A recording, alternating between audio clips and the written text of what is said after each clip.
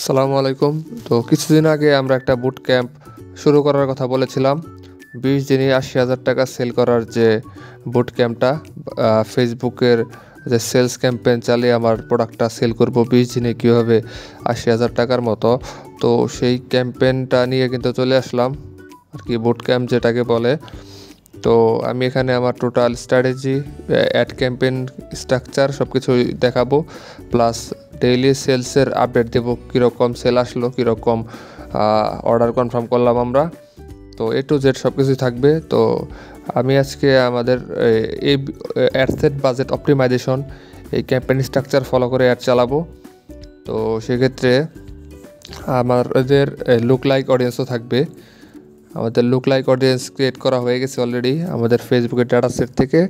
আমরা data source থেকে আর কি আমরা আমাদের অ্যাড টু কার্ট যারা করেছে তাদের মতো লুকে লাইক 1% অফ বাংলাদেশি পিপল থেকে আমরা লুকে লাইক অডিয়েন্স ক্রিয়েট করে নিয়েছি, যেমনটা দেখতে পাচ্ছেন রাইট কর্নারে।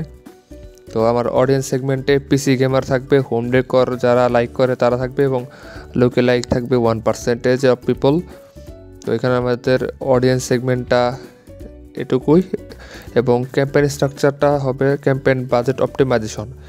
একটা পার্টিকুলার ক্যাম্পেইন বাজেট থাকবে, এবং সেই ক্যাম্পেইনের আন্ডারে আমাদের 3টা অ্যাড সেট থাকবে, এবং 3টা অ্যাড সেটের আন্ডারে 3টা অ্যাড থাকবে। এখানে বেস্ট প্র্যাকটিসটা হচ্ছে একটা ভালো উইনিং অ্যাড ক্যাম্পেইনের উপরে আমার অটোমেটিক্যালি বাজেট ডিস্ট্রিবিউট হবে। এটা ফেসবুক অ্যালগরিদমের মাধ্যমে জিনিসটা প্রোভাইড করবে। তো এই ছিল আমার মূলত বেসিক সেট আপ। তো এরপর হচ্ছে আমি সরাসরি ফেসবুকে যাব, ফেসবুকে গিয়ে ক্যাম্পেইন ক্রিয়েট করার চেষ্টা করব আর কি।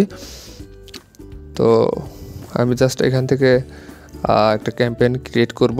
তার জন্য আমি জাস্ট ক্যাম্পেইনে চলে গেলাম। ক্যাম্পেইনে যাওয়ার পরে জাস্ট আমি এই জায়গা থেকে 1 মিনিট, এখানে ক্লিক করার পরে সেলস সিলেক্ট করে আমি কন্টিনিউ করে দিলাম। এরপরে জাস্ট আমার ক্যাম্পেইনের একটা নেম দিয়ে দিচ্ছি আমি। আই থিঙ্ক ABO অ্যাডস ক্যাম্পেইনটা ভালো হবে। আচ্ছা, এটা কোনো ম্যাটার করে না, নাম একটা হইলেই হয়। তো এরপরে আমি ক্যাম্পেইন অবজেক্টিভটা তো সেল থাকবেই, ক্যাটালগ অন করা আছে। এরপরে বাজেটিংয়ে আমি এখানে ক্যাম্পেইনের বাজেট দেব। টোটাল ক্যাম্পেইনে যেহেতু ক্যাম্পেইন অ্যাডসেট অপটিমাইজেশন এখানে আমরা করব, CBO ক্যাম্পেইন বাজেট অপটিমাইজেশন এখানে ফলো করব। সেক্ষেত্রে আমরা ক্যাম্পেইনের একটা নির্দিষ্ট বাজেট দেব, এই ক্যাম্পেইন থেকে অটোমেটিক্যালি বাজেট ডিস্ট্রিবিউট হবে। তো আমি 900 টাকা দিয়ে এখান থেকে শুরু করলাম।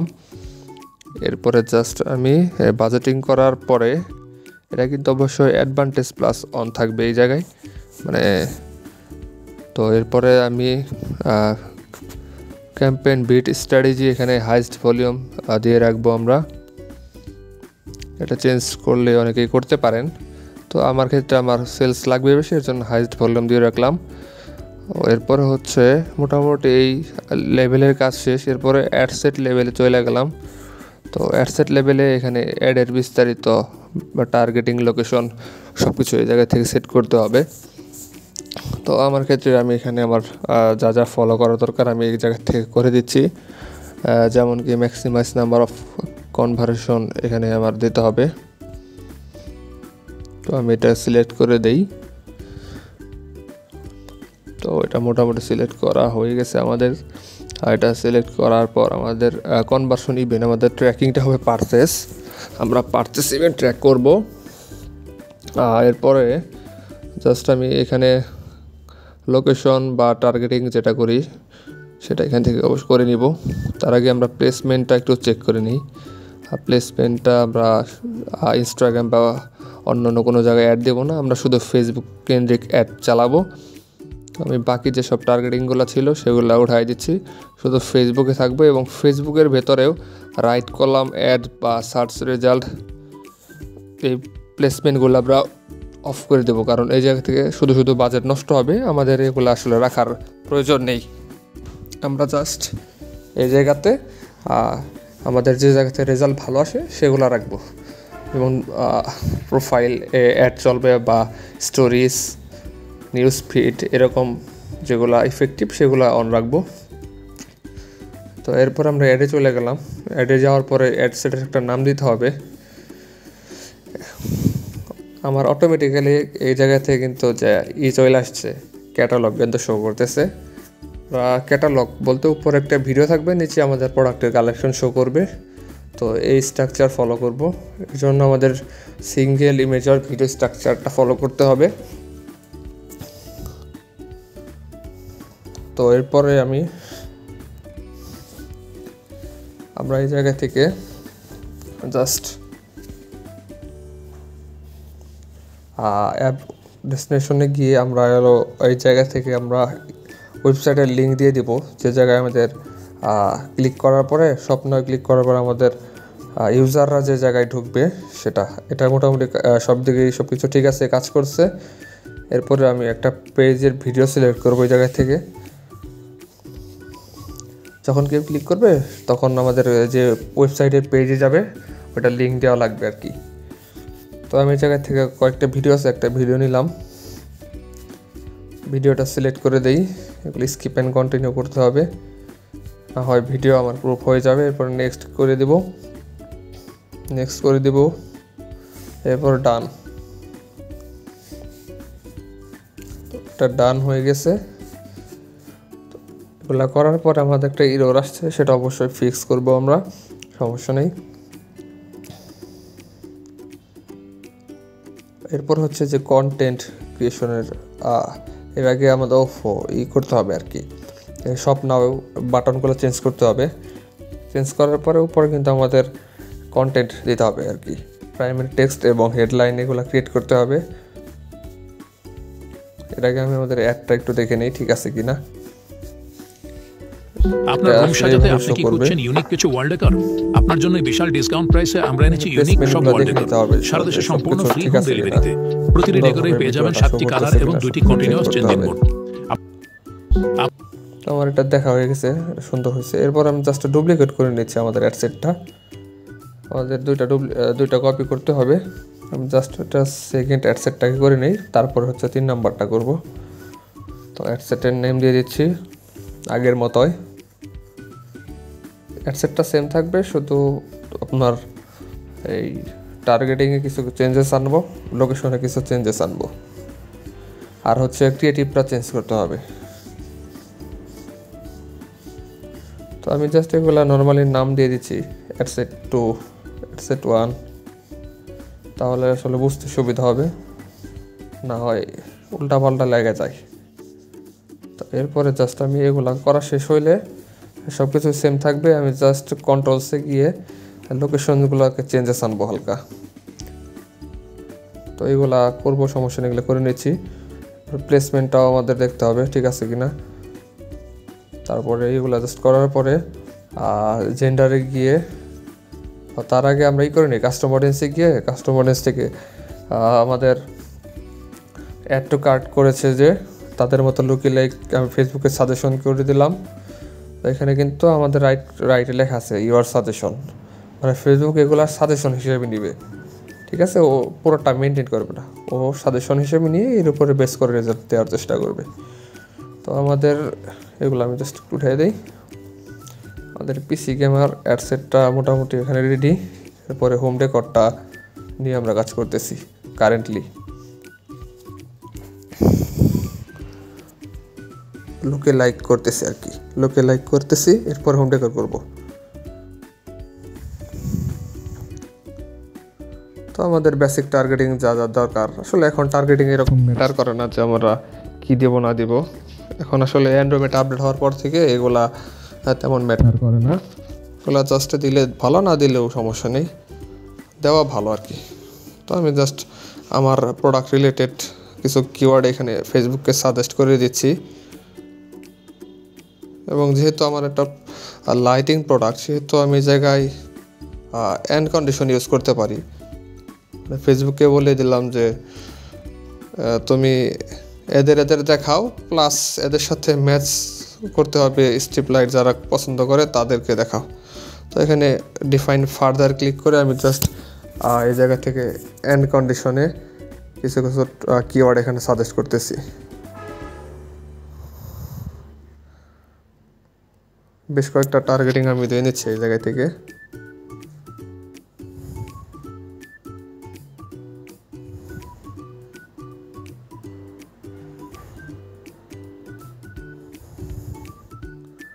অ্যাডসেটটা হচ্ছে সুপার হিরোদের জন্য আর কি, যারা ডিসি ইউনিভার্স, মার্বেল বা ব্যাটম্যান যারা পছন্দ করে তাদের মতো, এবং যারা লাইট পছন্দ করে তাদের মতো অডিয়েন্স আমাদের দরকার। তো এরকম করে আমি এন্ড কন্ডিশন ক্রিয়েট করে নিলাম।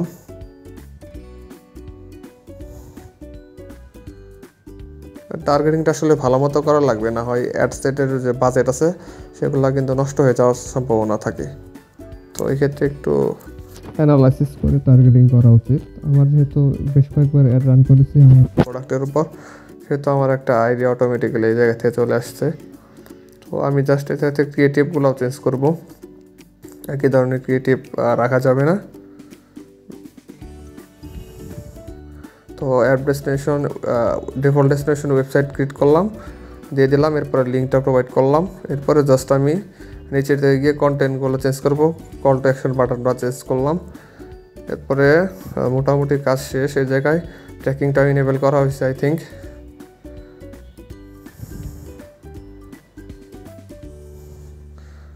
এটা ওয়েবসাইট করতে হবে, ইউআরএল প্রোভাইড করতে, এটা কিন্তু মাস্ট ফি ফলো করতে হবে, না হয় অ্যাড রান করার পরে ইউজাররা যখন ক্লিক করবে তখন কিন্তু কোনো অ্যাকশন এখানে ঘটবে না।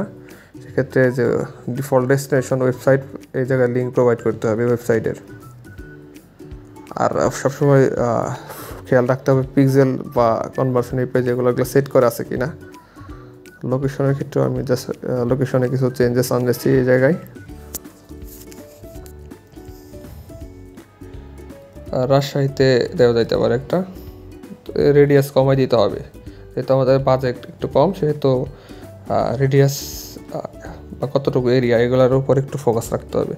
অতিরিক্ত বড় হয়ে গেলে সেক্ষেত্রে আমাদের ফেসবুক অ্যালগরিদম লার্নিং ফেজে থাকবে, তার রিচ ঠিক মতো দিতে পারবে না।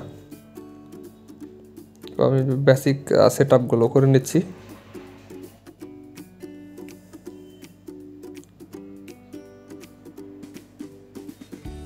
সিলেট, রাজশাহী, কুমিল্লা এগুলো আসলে দেওয়া হয়ে গেছে।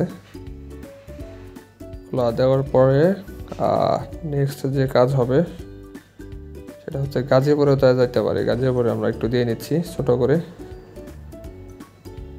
লোকেশন আসলে অডিয়েন্স বোর্ড রাখাও ভালো, মানে পুরা বাংলাদেশ থাকাও ভালো, সেক্ষেত্রে নতুন নতুন অডিয়েন্স পেয়ে যাওয়ার সম্ভাবনা আছে। কিন্তু স্পেসিফিক রাখাও যাইতে পারে, যখন প্রোডাক্টটা সম্পর্কে ভালো একটা আইডিয়া থাকে তখন সেক্ষেত্রে আমি জানি যে আমার অডিয়েন্সটা কোন জায়গায় বেশি।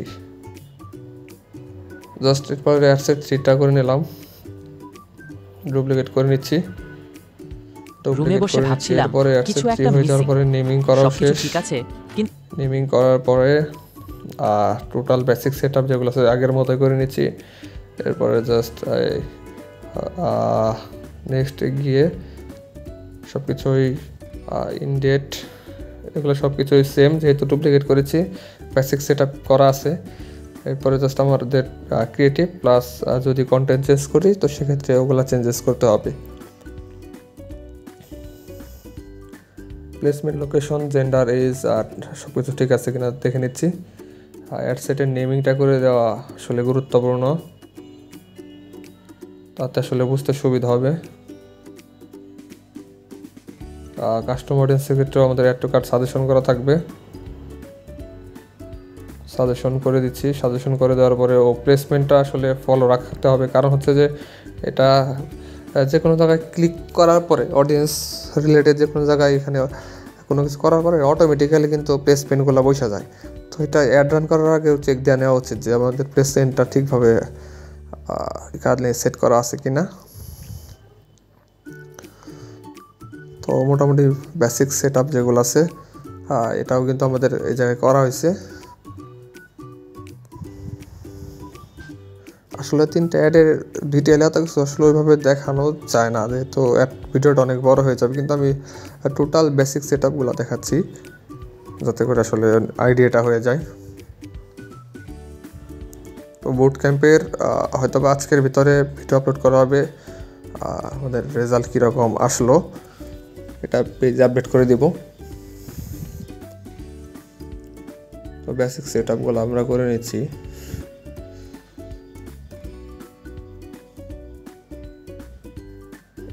প্রত্যেকটা অ্যাড রান করার আগে অবশ্যই আসলে টেস্টিংয়ের বিষয় আছে। এই জায়গায় আমাদের টেস্টিং করে দেখতে হবে আমাদের কোন একটা ভালো পারফর্ম করলো, এরপর আসলে স্কেলিংয়ের ব্যাপারটা আসে। তো আমার মোটামুটি 3টা অ্যাডও এই জায়গায় রেডি, জাস্ট ট্র্যাকিংটা ইনেবল করা আছে। এরপরে জাস্ট আরেকটু চেকিং দেওয়া উচিত আসলে। এই অ্যাডটা রান করে রাখে একটা বারবার এডিট না করে চেকিং দেওয়া উচিত, কারণ কখন হচ্ছে যে একটা এডিট করলে লার্নিং ফেজে পড়ে যেতে পারে। সেক্ষেত্রে ভালোভাবে দেখে একবারে রান করা উচিত।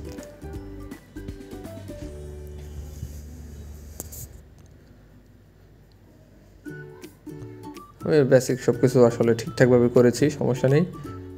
এরপরেও যদি কোনো প্রবলেম হয় এডিট করতে হবে, উপায় নেই তাছাড়া। আর অনেকে এবি টেস্টিং করতে পারে, আমি আসলে এবি টেস্টিং করলাম না, কারণ হচ্ছে যে আমাদের ক্রিয়েটিভের উপর একটা আস্থা আছে। ক্রিয়েটিভ জানি ভালো কাজ করবে, সেক্ষেত্রে অ্যাডসেট বাজেট অপটিমাইজেশন করে নিলাম, ক্যাম্পেইন বাজেট অপটিমাইজেশন। এখান থেকে আশা করছি ভালো একটা রেজাল্ট আসবে। টোটাল সব কাজই এখানে শেষ। আমরা চেকিংও দিচ্ছি, চেকিংও মোটামুটি করা শেষ। 3টা হেডসেটও ভালোভাবে কাজ করতেছে, সব কিছুই ঠিক আছে।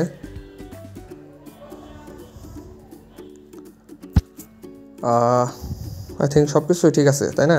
এখন একটা পাবলিশ করে দেওয়া যায় আর কি। সব কিছুই ঠিকঠাক আছে দেখা যাচ্ছে। এরপরে আমি জাস্ট আর দেরি করবো না, অনেক হয়েছে। চেক টেক করা শেষ একদম। এরপরে জাস্ট অ্যাডটা পাবলিশ করে দিলেই হয়। তো এই জায়গাতে আমি অ্যাডটাও পাবলিশ করে দিলাম, এরপরে জাস্ট আমি 24 ঘন্টা পর রেজাল্ট দেখাবো যে আসলে আমাদের রেজাল্টটা কি আসলো, সরাসরি দেখার চেষ্টা করব। তো আজকে এই পর্যন্তই থাক, অ্যাডটা পাবলিশ করা হয়ে গেল। এরপরে আমি জাস্ট রেজাল্ট দেখাবো যে প্রথম দিন কয়টা অর্ডার আসলো, কীরকম টাকা গেল।